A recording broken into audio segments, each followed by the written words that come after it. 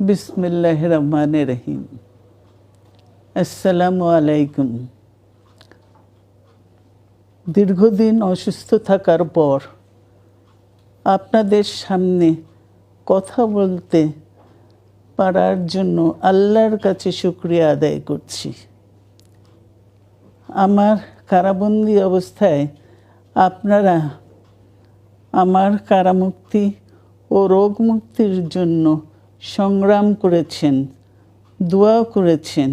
সেজন্য আমি আপনাদের সকলকে ধন্যবাদ জানাচ্ছি।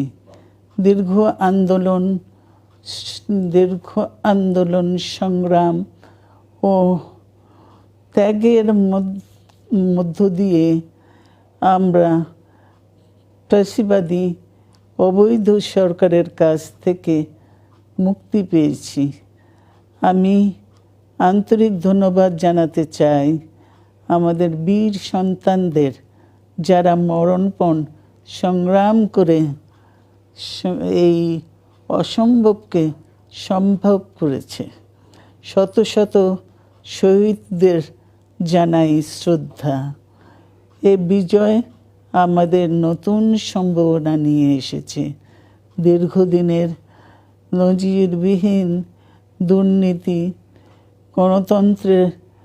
গণতন্ত্রের ধ্বংসের স্তূপের মধ্য থেকে আমাদের নির্মাণ করতে হবে এক সমৃদ্ধ বাংলাদেশ।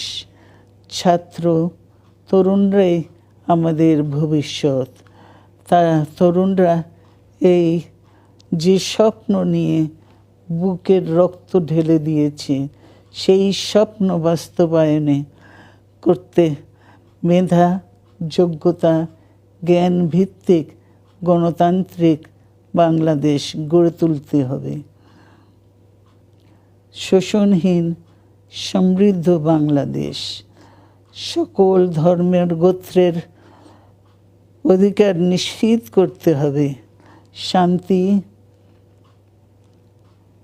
প্রগতি আর সাম্যের ভিত্তিতে আধুনিক বাংলাদেশ নির্মাণে আসুন আমরা তরুণদের হাত শক্তিশালী করি।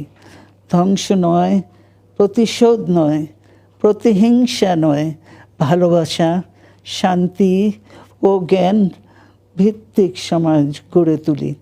আল্লাহ হাফেজ। বাংলাদেশ জিন্দাবাদ।